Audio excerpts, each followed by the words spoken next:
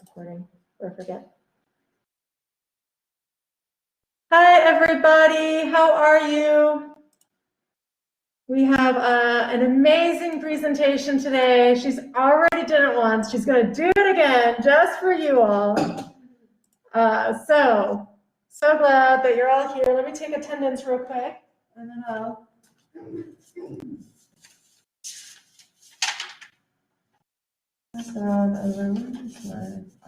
Yes. Hi, Jake. How are you? How's life? Ashley Williams is here. So good to see you, Ashley. Well, I don't see you, but you know what I mean. Hi, Joseph. Good luck on your internship interview next week. We'll all be rooting for you, Joseph. Jordan, hi, Jordan. How are you? How's life? Jordan, do you have your mic? Oh, no, she doesn't.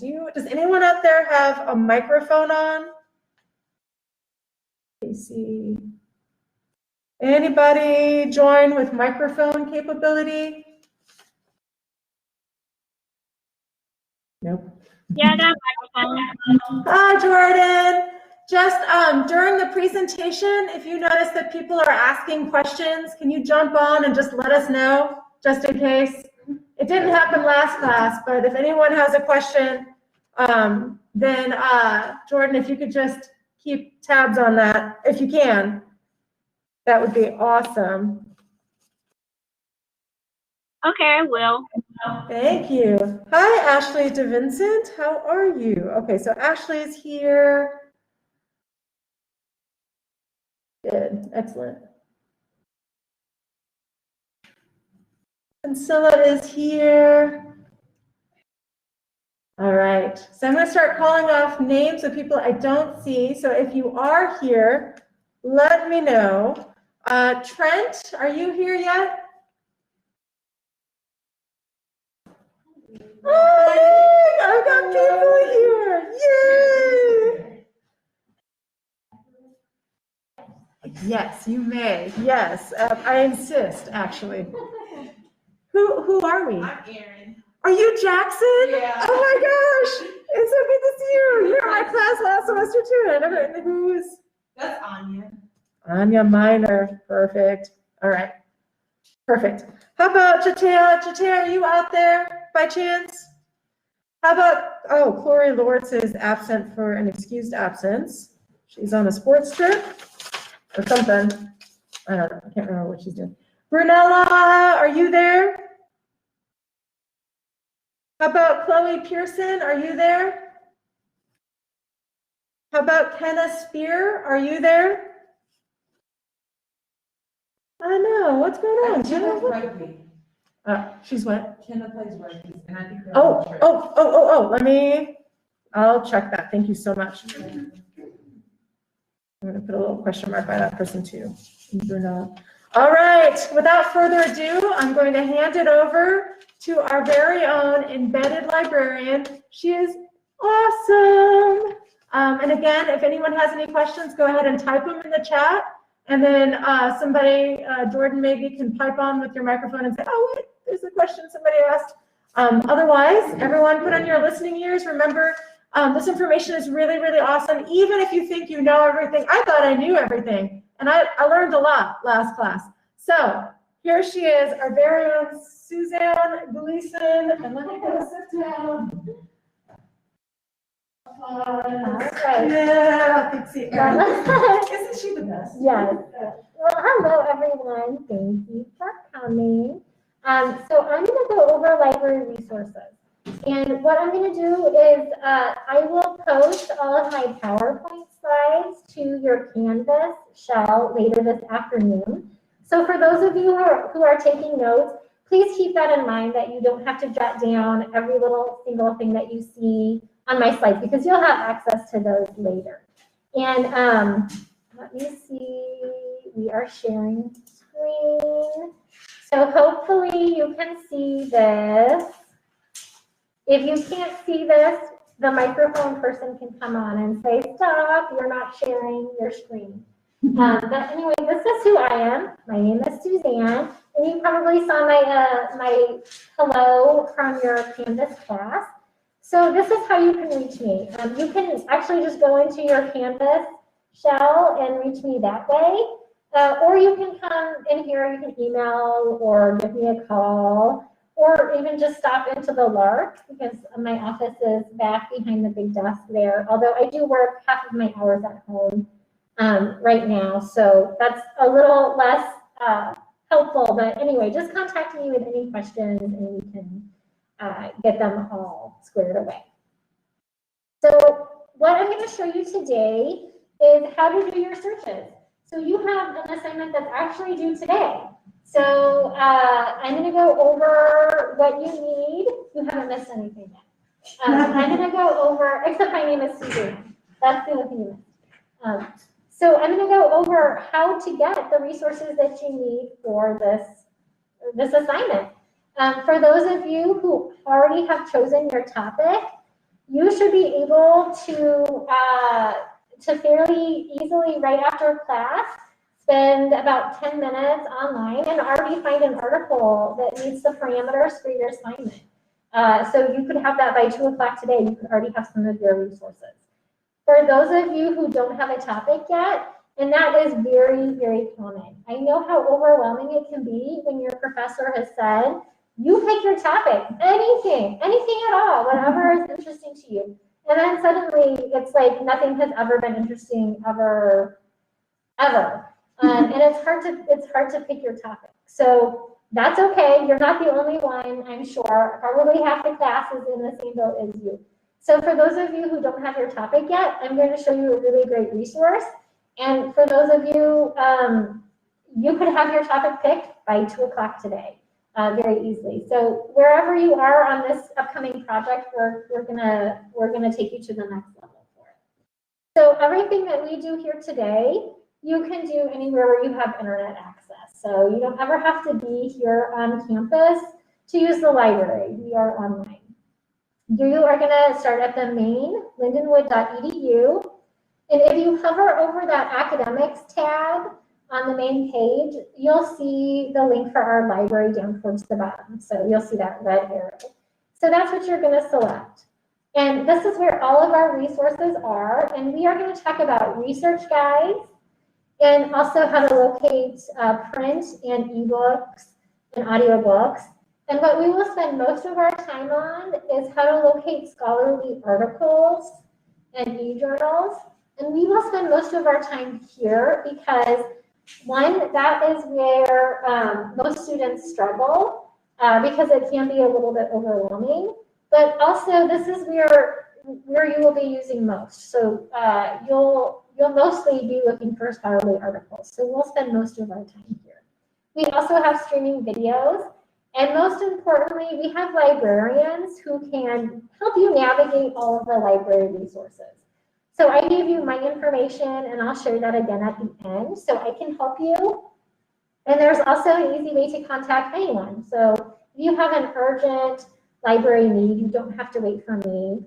I'll show you how to just access someone quickly. So the first thing that I want to show you, when you click from the main page onto library, you're going to see this screen here. And if you look on the right-hand side, you're going to see where it says Research Resources. And if you click on that Research Resources, it opens up additional resources. And down towards the middle, it says Research Guides. So if you click on that, it takes you to a list of guides that we've created.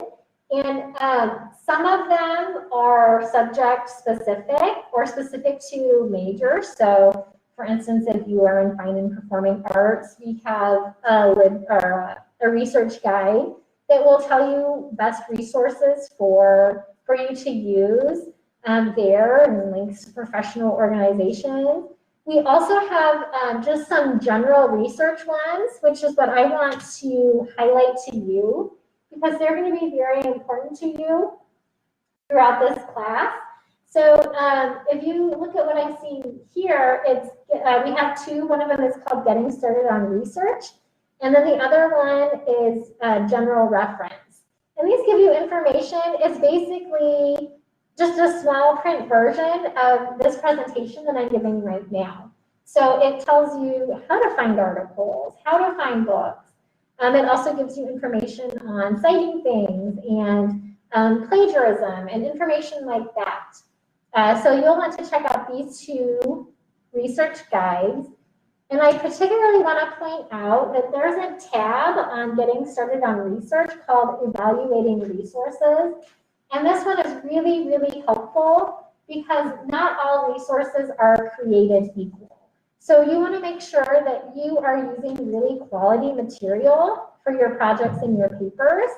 And this is going to help you to evaluate and to recognize what's worthy of your paper and what's not worthy. So as an example, sometimes there's a couple professors here who maybe still say, and it's not your professor, it's not Professor Paul, but who will say no online research. And then they just carry on with their lecture, and they don't elaborate on what that means. But what that means, I mean, obviously everything I'm showing you here today is online. So does that mean that particular professor doesn't want you to use these resources? And it doesn't. They're just not using the terms kind of correctly. So when they say that, they mean don't do a Google search on your topic and then start clicking on websites. Because obviously we all know that anybody who has $10 and internet can create their own website and put any information that they want up there. And it's not going to be necessarily accurate or helpful. So you don't want to do that. But we have pulled together at the library all of the resources that are scholarly and that your professors do want you to be utilizing. And these are all are mostly subscription-based, so you do have to be affiliated with an institution who pays for it.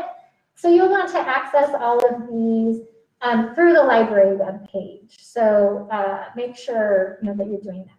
There's also some information on the research guides that will help you to figure out how to build your keyword searches so that they're most helpful for you.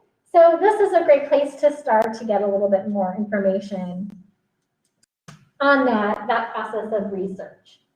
So now that I've told you about that, I'm going to show you locating those articles, the scholarly, where your professors expect you to be. So a database here, which you'll see that under research resources, by that arrow, there's a link to the databases. And a database is a product that indexes articles within journals. So you have your topic, you want to see what's out there, what's available on your topic. You could, of course, you could walk into the library, and we do have some print journals there, of course. Most of our journals are electronic, but you could pull a journal off of the shelf. My sample searches that I'm doing here today are about concussions in football.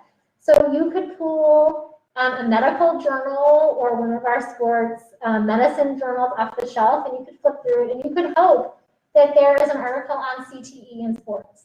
But that's not successful. That's not an efficient way to do your researching. So what the databases do, they let you search by keyword and thousands of journals at the same time.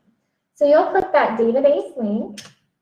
We have 140 different databases.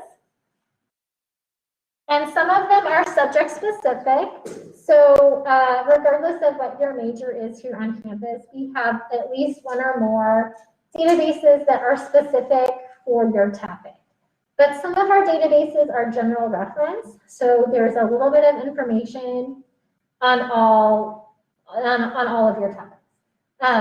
The ones that I'm going to show you, if you, well, first of all, if you look where that red arrow is, you can narrow down the databases by broad subject areas. So since we have 140 of them, it can be a little overwhelming. Sometimes your professor will recommend a specific one, especially if you are in one of the classes of your major. But in which case you can navigate this list alphabetically. If you know you need, for instance, films on demand, you just click for F. but in most cases, you will want to narrow it down by subject area. I'm going to show you a few different databases. The ones that I show you are going to be helpful regardless of what your topic is. And I almost always recommend these two databases because regardless of your topic, you will likely have some success in both of these. So they're great places to start. I'm also going to show you, after these two, a place to start for those of you who are still trying to come up with your topic. So we have a resource that will help you with that as well. And then I'll show you how to access the New York Times. So this first database that I'm going to show you is Academic Search Ultimate. So you can find it under the A's, Academic Search Ultimate. And this is just a little tip because they are subscription-based. You kind of have to prove that you are enrolled in a class. If you log into Canvas or your email on a separate tab before accessing those databases, you don't have to keep typing in your password. So all of my examples now are going to be from Academic Search Ultimate. So a few things to talk about before I show you my search is that, one, the databases all work the same way. So while we have 140 different ones, really once you know one of our databases, you can feel confident going into any of them. So when I show you the next one, I'm just going to point out all of the similarities. And you will want to narrow down and limit your results. So if you look down by that arrow, you'll see that there is a link for scholarly or peer-reviewed journals. And a peer-reviewed journal is one that is subject-specific, that has a board of professionals associated with it that have high standing in that field. And they just make sure that they are scrutinizing all of the authors who are submitting for publication and make sure that they also have high standing and that their research meets a higher standard than normal. So you will frequently hear your professor say, only cite peer review, or they'll give you a number, like for this assignment, you need at least one that is peer reviewed. And sometimes they'll say 3 or 5 or whatever, depending on the size of your project. So when you hear that, you're going to want to select this option, and then it's going to cut those non-peer reviewed journals out.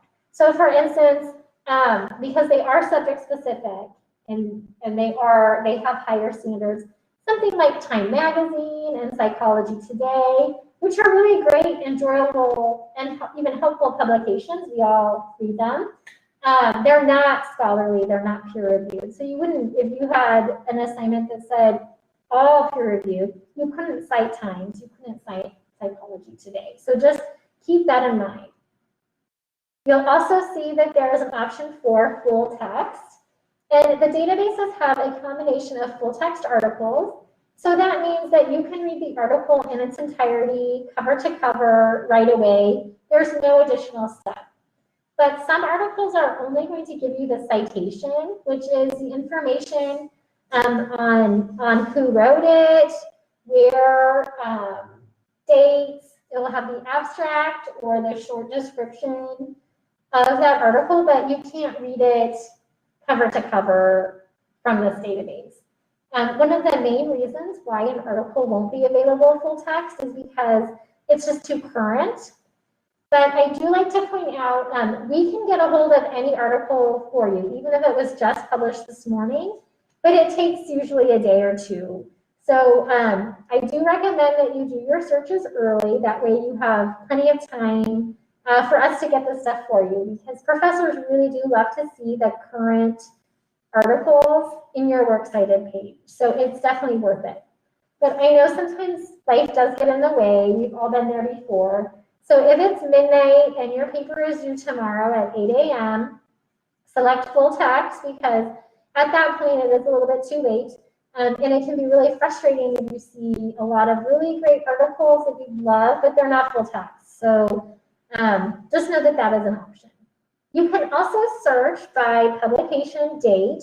So if your professor has said, hey, only cite stuff that is 3 years old or 5 years old, you can tell the system that, and it's going to cut everything else out for you so you don't have to sift through and check those after the fact.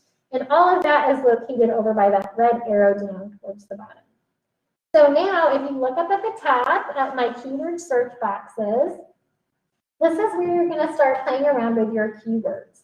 So I'm doing my pre-timed project on concussions in football and youth sports. So I'm just going to start playing around with those keywords. A couple of things to keep in mind is that keyword searching in an academic setting doesn't work the same way as the internet. So you're not ever going to want to type in things like sentences or use punctuation. Back on that research guide that I showed you, there's a whole section on building your keywords. There's a lot of things that might be helpful.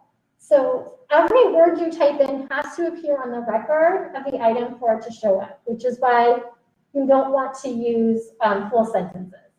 As an example, if I typed in, what are the causes of the Vietnam War, question mark, everything has to be in there, including war followed directly by a question mark. So you're not going to have success for that. Spelling errors can also really matter. So if I totally butcher the spelling of Vietnam, I'm going to get 0 results. So keep that in mind. If you're ever doing a search and you get 0 results, or maybe even just 1 result, then think, okay, I probably misspelled this world leader's name or whatever it is. So keep that in mind. Here is just a couple of items that were on my result list. So I think that when I did this, there were 1,000 articles or so. I'm just showing you the first couple. So that arrow is showing you that there is a link for the PDF full text of the first 2 articles. So in this case, there's no additional step. I just click on that and I have the full article right away. I can read it, I can decide if it's for me or not for me, and then move on. If you look at that very last article, there's no link to the full text. And this slide is from last year. So when I look at the date, it's from June of 2020. And when I pulled this screenshot, that was just a brand new article. So that is why there's no link to the full text. So in this case, I would really want that though. So I would put in an interlibrary loan request for it.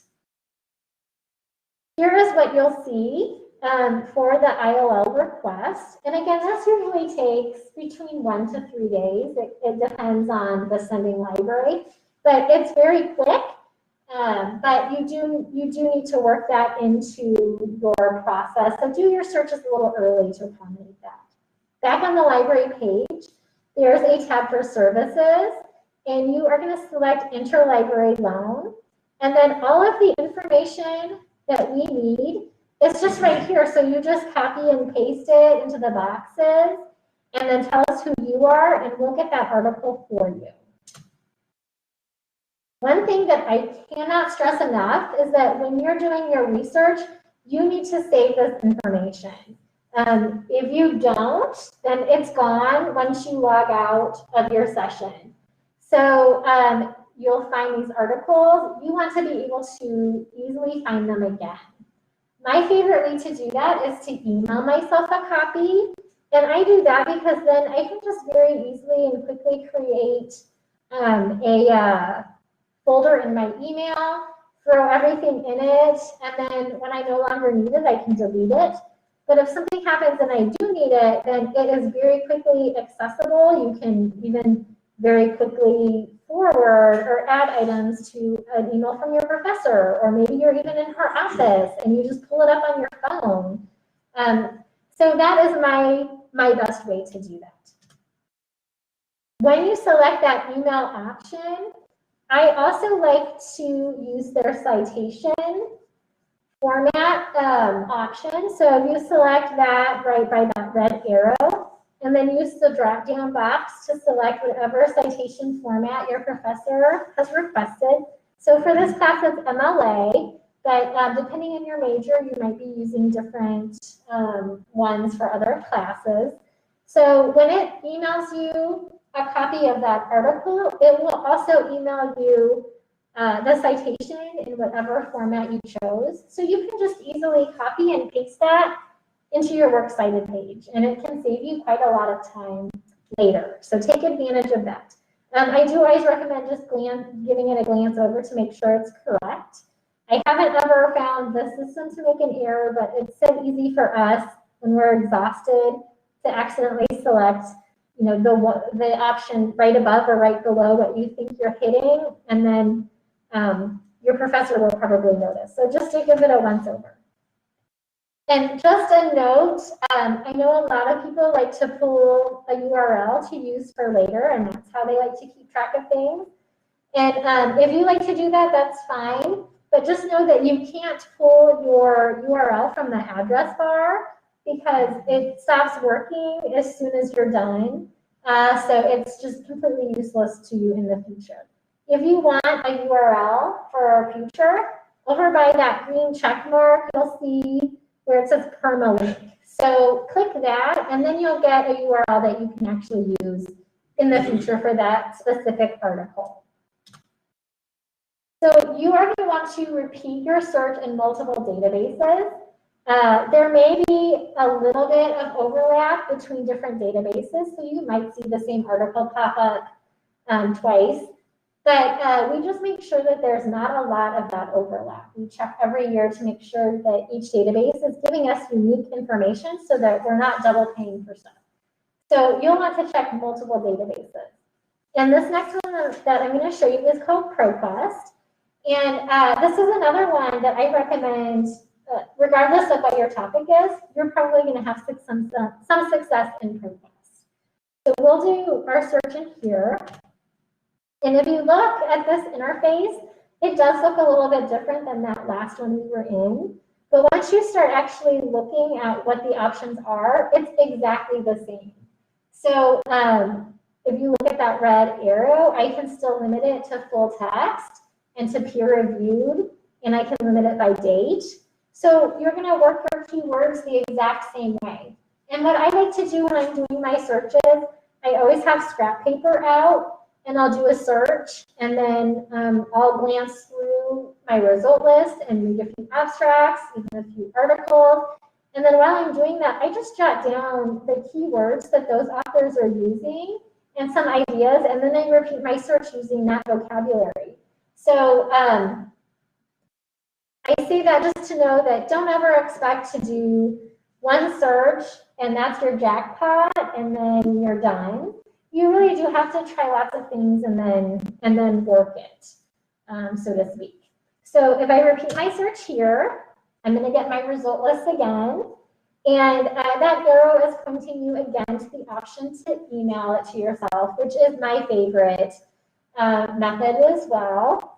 Once you select that though, and again, you can, I didn't put a screenshot of this, but again, it will build that citation for you. You just have to tell it that's what you want, and then copy and paste it right over into your works cited. If you want a URL for the future, in this particular database, just select all options, and then it's going to give you a URL to use in the future. So now at this point, this next part is for those of you who are really struggling with coming up with a topic. And again, you are not in the minority here. A lot of students really do struggle with picking their own topic when there's a lot of freedom involved. This is, I do like to tell people that at Opposing Viewpoints, we have kind of a love-hate relationship with this database. Because what it does well, it does so well. Every student in North America has an assignment in college just like you're doing right now. And every university has this database because it is just specifically geared towards this type of an assignment. And it does that really well. So it's the smallest database we have. You're never going to type something in and have 500,000 results, which can very easily happen when you're in some large database like ProQuest. You're just going to get a couple dozen at the most items to go through. So if you select that Access database in here, there's a couple things you can do. They have a search box, so I can type in concussions and football, just like I did in the other ones.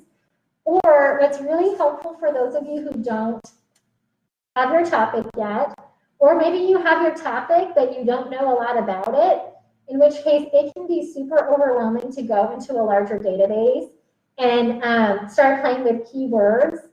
And then you'll have hundreds of thousands of results. So it's hard to kind of narrow it down if you don't know those words and you don't know those issues. So this is a kind of a safe place to start learning about your topic. So if you select that browse issues, right here it's just showing you, a couple dozen, but there are hundreds and hundreds. I just didn't want my screenshot to be unreadable, so I'm just showing you a few here. But this way you can kind of just start reading through and something will jump out at you. But these are topics that students who are in classes and have assignments just like you right now often pick for this assignment, where you need to come up with something that has a controversial spin on it, where you pick a side. So glance through here, and for those of you who don't have your topic yet, you'll probably have a topic by 2 p.m. It's really easy. So when you select one, this is what you'll see. And I selected for my youth sports. This is what you'll see. It gives you the information in just a really easy to navigate way. If you don't know a lot about your topic, where it says featured viewpoints over at the bottom, it's next to that red arrow. It's not pointing at it, but it's near there. But this is a great place to start if you don't know a whole lot about your topic. So you can read a viewpoint. Again, have your notebook and start jotting down some keywords. This will maybe even help you give some directions on how you also feel about this topic and how you want your paper to go. Maybe this will help you to decide which side you're on. So those featured viewpoints are really helpful in that respect, but you don't ever want to cite those in your paper. They really are just for you to gather more information. It is appropriate, though, for you to cite from that academic journals section. So that's where my red arrow is pointing. And you'll see there are less than 30 articles there. You're not going to be overwhelmed, but that's a great place to start. And then again, have your scrap paper, start jotting down some ideas, and use this database as a springboard into the other ones. Because the reason why we don't like this one sometimes is because it is so easy to use that students can sometimes come in here and then get stuck in here because it is so comfortable and so easy. And you don't ever want all of your research to come from here. It really is just a tool for you to learn about your topic and then use that information in the larger and better databases. So now I'm going to show you how to access the New York Times. And this one is a little bit tricky. It's not as intuitive as the other ones. So this is located on our database list. So right where we were for the other ones, research resources, and then databases, and then you can navigate by alphabetically. So the first time that you use it, you actually have to create an account, otherwise it's not going to let you in. So this red arrow is pointing to exactly where you need to go the first time. So you'll click where it says, must register. So click that first, and then you're going to get this screen, and it's going to walk you through. And I recommend that you use the same password and information that you use for Canvas. Otherwise, it's easy to forget. But the first time, you do actually have to come through the library. So if you just do a Google search for New York Times, or maybe you see a link on Facebook for a New York Times article and you click on it, you're done with your free whatever. You can't sign in directly from there until you've done this first. So just make sure you come to the library page first. So you'll create your account, and then what works best is just X out of that tab that you created your account with, and then come back to this page, and then click back down where it says nytimes.com. Then click on that, and then that new password and whatnot that you created is going to work. And you can also download the app and whatnot on your devices. And after the struggles of that, it'll be fine. Like I created my account last year, and now I've never had to worry about it again. So it always defaults to today's newspaper. So that's what you'll see when you come in here. But the New York Times goes back to the 1800s. So it is a really great resource for you. You have a historical event and you want to know, what was the media saying when that happened? What information was out there to the population at the time that this event occurred? And there's also an assignment that's pretty common where a professor will say, pick an event that happened the week that you were born and write about it. Well, this is a great resource for that. It's not peer reviewed, but again, it has really great use. So this part is also not that intuitive, but if you are looking for a different date, so not an article that's not from today's date, if you look at that red arrow, it's showing you the search function. So you'll just type in your keyword search, and then once you get to the result list, so for my sample, I did the Iran hostage situation from the 70s and 80s. And once you get to your result list, then you'll see that option where you can limit it by date. So that's how you will do your date limiters. So I'm just interested in what was being said at the time. So I limited it to those that year and however many months or whatever. So this is how you will use the New York Times. Now I'm going to show you how to access our ebooks. And we actually have closer to like 500,000 ebooks. Now that number is a little bit outdated, but you can access this anywhere. Back under Research Resources, you're going to select that ebooks option by the red arrow. And we have a few different vendors that we use for ebooks. So we actually have a third one that we just picked up as well for science titles. So the first thing I'm going to show you is an example in EBSCO ebooks. I repeated our search in here for football and concussions. And there are two things you can do. You can download this to your device. And it's kind of like the library, if you've ever used, from your public library, if you've ever downloaded an ebook from them. It sticks onto your device for 2 weeks, and then you don't have to even remember to return it. It just disappears. If you don't want to waste space on your device, and maybe you're only going to access that title just really quickly to read one chapter and then be done with it, you can always just click on the PDF and then not waste space on your device. This is an example of what you'll see in Overdrive.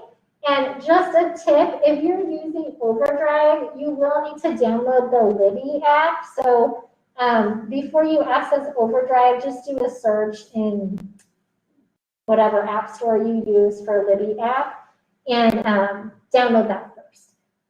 Overdrive is where we have all of our popular titles. We do have academic titles in there as well, but it's kind of where we also purchase all of our popular ebooks and audiobooks. So just keep this in mind if you like to listen to stuff when you work out or you got a road trip, that sort of thing as well, because it's kind of like our fun area as well.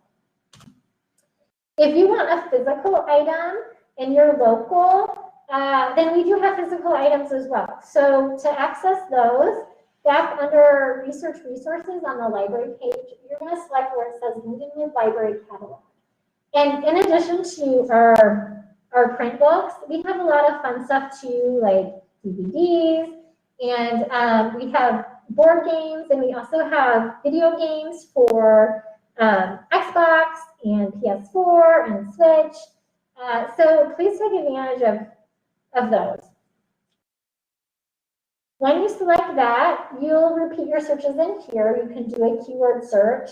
If you're looking for a specific item, you can use that drop-down box to search for the specific item. So For instance, you can maybe, your professor has said, hey, you're doing your paper on concussions, you need to read League of Denial.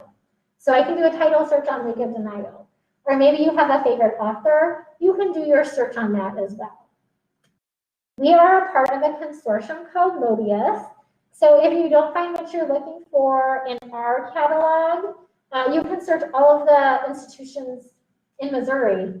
So all of the larger schools like WashU and SLU, but also all of the smaller places like community colleges and specialty institutions. And there's some public libraries in here as well, so you should be able to find anything that you need. And if you look at that blue banner, you'll see the link for Mobius. So you just click on that, do your searches, and just tell them who you are, and we'll get a hold of it for you. That does take usually 3 to 5 business days, so factor that into your needs. Now, like I mentioned at the beginning, this probably makes a lot of sense right now. I'll have just enough time for questions at the end here, and I can answer them right away. But I will tell you, it's pretty common for me not to have a whole lot of questions after my presentation, because it makes a lot of sense when I do that. I do this every day, so it looks like it works really smoothly because I'm using terms that I know are successful. But in the real world, when you start searching for your own topics, it's going to be a little bit more choppy because you don't know what's going to be successful until you actually start trying. And like I said, I gave you a lot of information in a very short amount of time. So maybe you don't remember where to click or what I was talking about, and that's totally normal. So you can, again, reach out directly to me. So I'm in your Canvas shell. You can find me that way, or I'll give you my information again at the end here. You can email me or call me. Just contact me and I can help you. We do have a chat function on our website. So if you've got a really quick question, you might just want to do a chat, and you can do that. Also, we're setting up lots of video conferencing. So if you need help, maybe you have a really esoteric subject and you feel like you need a little bit more one-on-one, go ahead and set up a video conference with me, and we can do that. So I do want to give a plug for the Writing Center, and Molly Hamilton is the writing consultant who's also embedded in this class. So you probably remember seeing a little hello from her at the beginning of the class. And she's just amazing. She's a really great resource. The Writing Center helps students who are good writers to become even better writers. And they help those of us whose high school failed them and didn't give them the same skills that some of the better schools did. And I'm in that boat. I went to kind of a really cruddy rural Nebraska high school, and I didn't get the same skills that the students who graduated from nice high schools in Omaha got. But we're thrown in the same classes, and I used my Writing Center, and that's how I was successful in my freshman year in college, and how I got those skills that were missing. So please take advantage of the Writing Center. It's a great resource. Again, this is who I am. I am Suzanne, and here's just a couple ways to contact me. But again, I am in your Canvas shell as well. And I will post later this afternoon, probably closer to like 3 or 4. I have a few errands to run, but I'll post my PowerPoints into your Canvas shell so that you can, flip through them if you need to. This is how you can reach someone quickly. So while I do encourage you just to reach out to me, there might be times when you need someone urgently. An example would be you are trying to access the database and it won't accept your password, or I don't know, there's lots of things that could be urgent, and I'm on my lunch break, or I'm at home on the trampoline with my kids, or I'm doing something else. So in that case, please reach out. If we are open, then we have a librarian who is ready to answer questions. So don't feel like you have to wait for me. Anyone is there to help you. And don't write this down.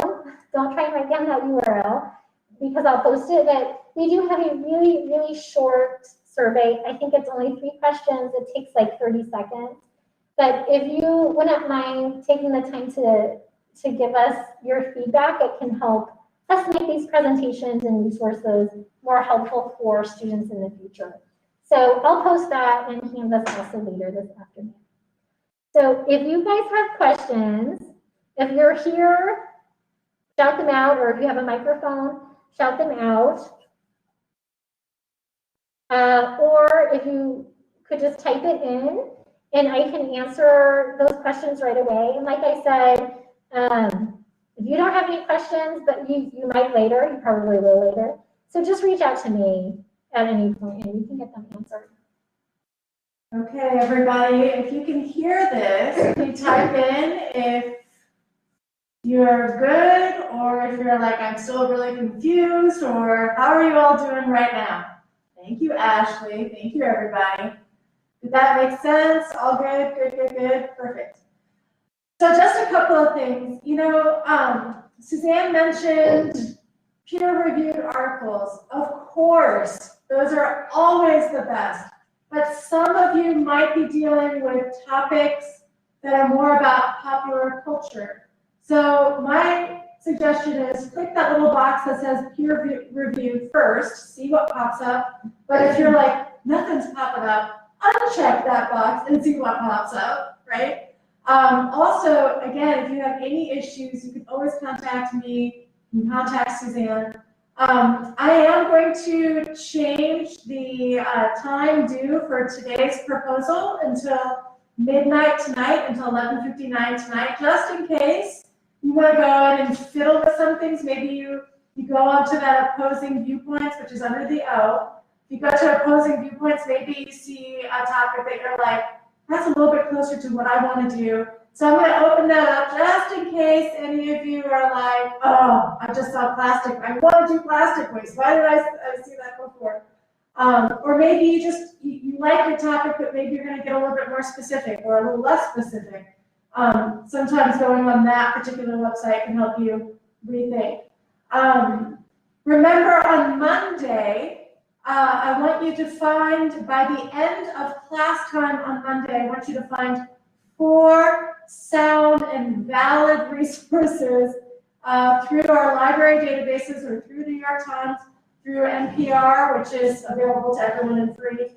New York Times is not. It's expensive, y'all. I have my own subscription. I think actually my husband and I both have subscription. I know. Shut up. We already so smart with Emily sometimes, Aaron. But it is expensive, which is so awesome that because you're students at Linwood, you get a free subscription to New York Times, y'all. So take advantage of that. You can put it on your phone. You can access that it's awesome, because otherwise it costs you a lot of money. And then you can post things to Facebook. You know, you can be like, hey, you are part of the information, disinformation campaign. Here's an article that actually speaks, to the facts, whatever. It's awesome. And once your friends and family realize that you have the New York Times subscription, they'll give you all of their requests for, I'm out of my free articles, please send me this. Yes. Which yes, is what true. I do. I know, I do it all the time as well. My sister is poor, okay. So sometimes what you can do too, you can Google New York Times, you can find your article, and then you can go back in and get, because you know that New York Times has it. So, all really, I'm so glad Suzanne showed up today. I hope you were all listening. By, again, 2 o'clock, what I'm going to do is I'm going to start class on Monday with conferences. I want everyone to come in.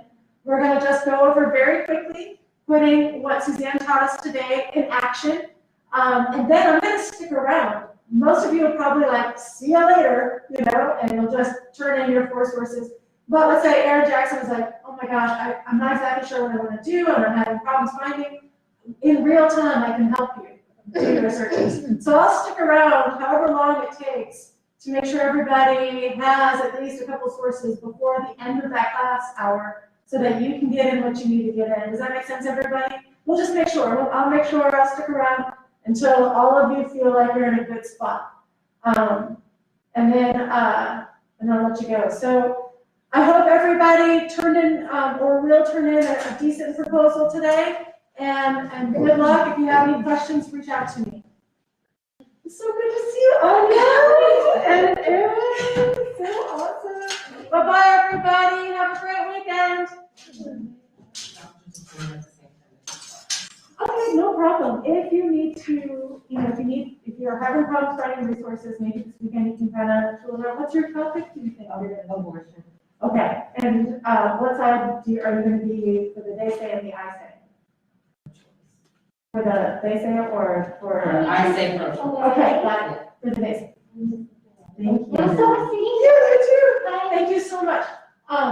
So yeah, then probably to make that more relevant, you're going to want to do some of the like right now, there's an abortion case in front of the Supreme Court. Supreme Court has gone way to the right, and so there's that would make us feel more urgent and more important, like some of the changes lately to abortion laws. So awesome. If you have any problems finding good articles, please reach out to me and I can meet with you before or after our class on Monday, so I can help you out. Okay. How about you, Erin? What's your topic? I did marijuana and I did like, for me, the legalization end of it. So I think for the I say, I'm gonna do, like, I agree that we should legalize it, because they've decriminalized it. Yes, They in the haven't city, legalized it yes. everywhere. Yes, that's right.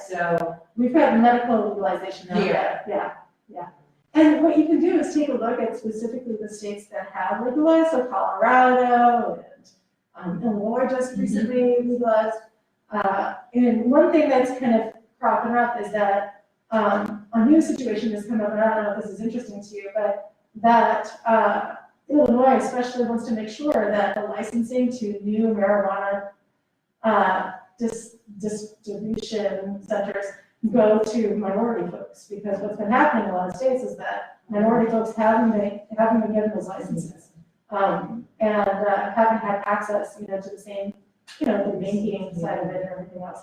And so that's kind of interesting with Illinois. So that could be like a little subset, into this discussion of legalization of marijuana. It would help not only the economies of these states, but specifically it could help minorities if they had a piece of the pie, making sure that that is also distributed, with some equity. Because to me, that's kind of awesome. I've heard that recently on NPR. I'm like, oh, I hadn't thought about this. Yeah, there you go. All right, thank you. It was really nice to meet you. Yeah, you too. Have a really good weekend. You too.